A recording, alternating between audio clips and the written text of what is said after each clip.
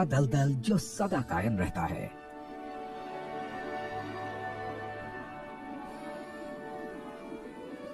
इस इलाके को आकार देता है पानी।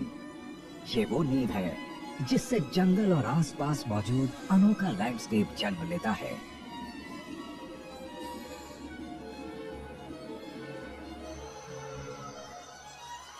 एवरग्लेड्स के बीच का हिस्सा छिपा रहता है वॉल्ड साइप्रसेस के जंगलों में।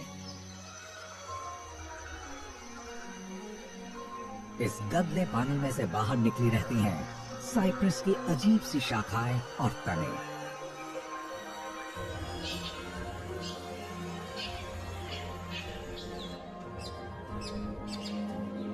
पेड़ों की ये किस्म कॉनिफर वनों में दुर्लभ ही मिलती है।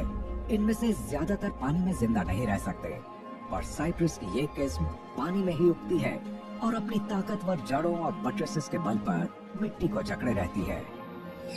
कुछ पेड़ों की ऊंचाई तो 30 मीटर से भी ज्यादा हो जाती है।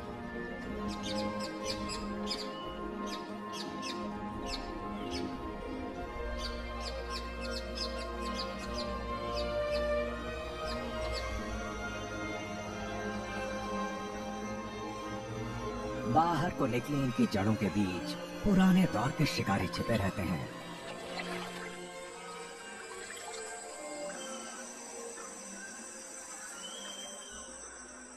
केमन एक ऐसी पुरानी जीव प्रजाति के वंशज हैं जो 24 करोड़ साल या उससे भी ज्यादा से बदली ही नहीं है।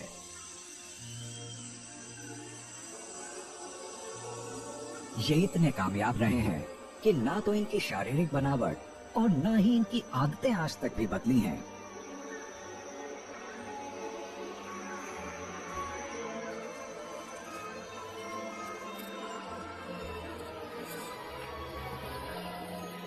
और इकोसिस्टम में ये जो भूमिका निभाते हैं वो भी नहीं बदला। ये नदी और वेटलैंड में मिलने वाले सबसे बड़े शिकारी हैं। और फ्लोरिडा के दलदली इलाकों में इन्हें जो भी इलाका या हैबिटेट पसंद आता है ये उसमें बस जाते हैं। इनके दांतों से कोई भी सुरक्षित नहीं है।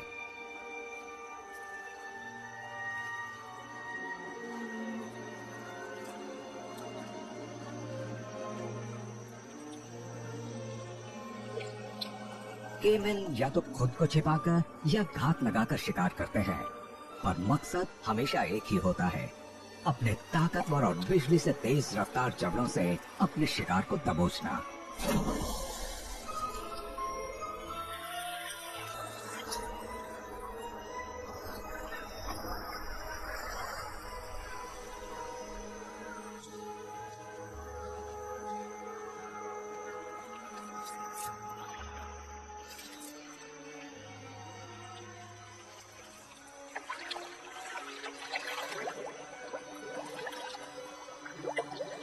यहाँ केमन के बड़ी संख्या में होने का एक कारण है यहाँ की जलवायु, जो न ज्यादा गर्म है न ठंडी, और ये ठंडे खून वाले जीवों के लिए जरूरी होती है।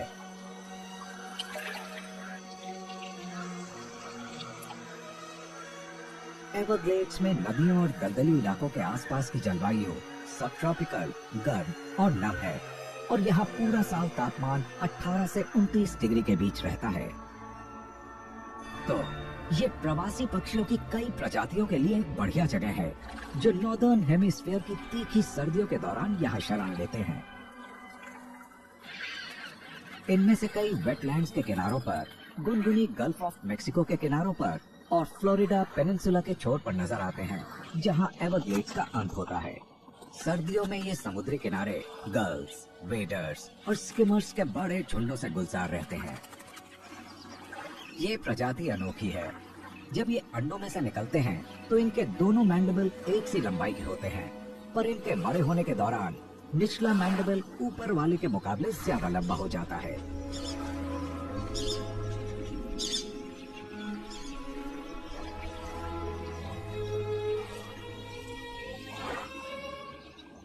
एवरग्लेड्स के पास वाले समुद्री किनारे सबसे आम होते हैं, क्योंकि ये इकोलॉजी के हिसाब से दूसरे बीचेस के मुकाबले ज्यादा सिंपल और मिलते जुलते होते हैं।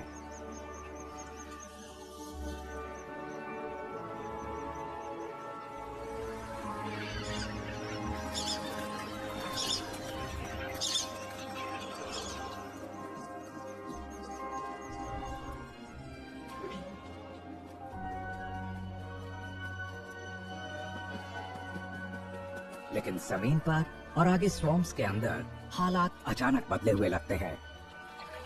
सिर्फ फ्लोरिडा में ही पेड़ों की 300 किस्में उगती हैं, जिनमें से आधी यहाँ की स्थानीय हैं।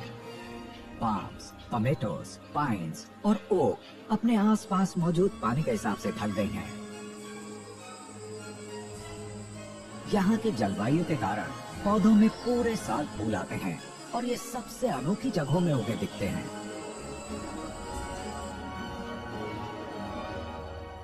लाइकेंस पुराने साइप्रस की डालियों पर झूलते रहते हैं और लिलीज की अलग अलग किस्में खुले पानी वाले बड़े बड़े इलाकों को ढके दिखती हैं। इनमें से कुछ फूलों की जिंदगी सिर्फ एक दिन ही होती है।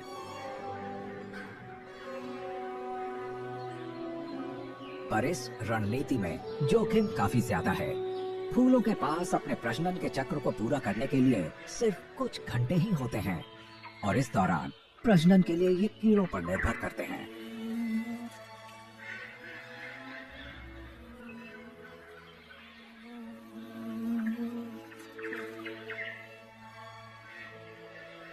फूलों, पेड़ों और दलदल के पानी में एक तमाशा हमेशा चलता रहता है।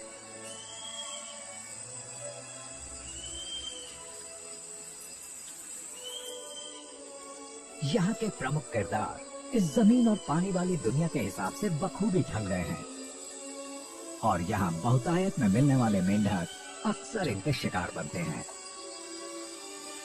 खतरे से बचने के लिए छिप जाना अक्सर एक प्रभावी रणनीति होती है।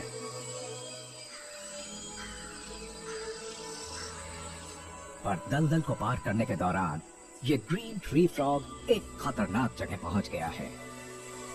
इन झाड़ियों के बीच इसकी खाल का अलग ही दिखने वाला रंग इसे एक आसान शिकार बनाता है। जान बचानी है तो इसे भागना होगा। पर एक शिकारी ने इसे देख लिया है और शायद इसकी किस्मत का फैसला हो चुका है।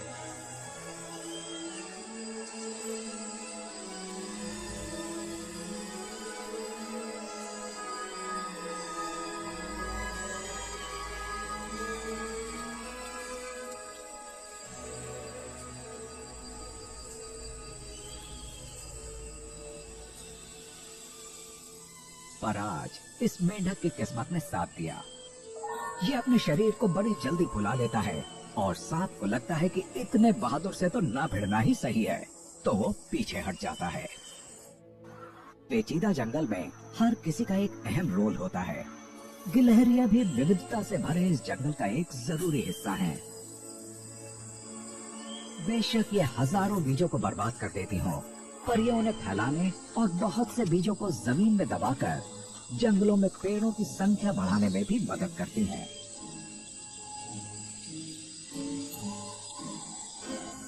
गिलहरियां जंगल में अपनी जो खुराक जमीन में दबाती रहती हैं, उनमें से कई की जगह भूल जाती हैं और इस तरह चीजों को जमीन में दबाने की इनकी आदत के कारण इन्हें इन जंगलों का बेहतरीन मालिक कहा जा सकता है। लेकिन ये फुर्तीली गिलहरियां भी केमिन के जबड़ों से सुरक्षित नहीं होती।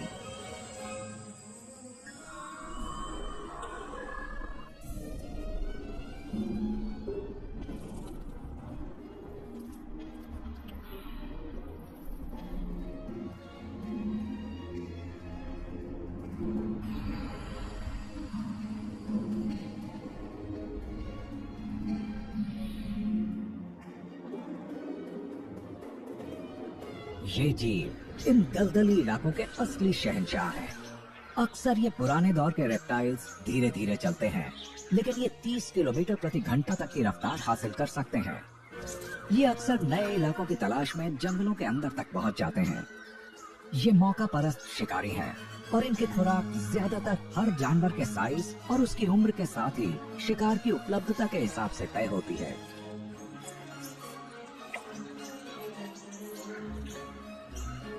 खतरनाक केमिन की हिफाजत वाले इन रेतीले आइलैंड्स पर पाइन के पेड़ बहुतायत में उगते हैं। यहाँ ऐसी बहुत सी स्थानीय किस्में हैं जो एवरग्लेड्स की नम और रेतीली मिट्टी के हिसाब से ढल गई हैं।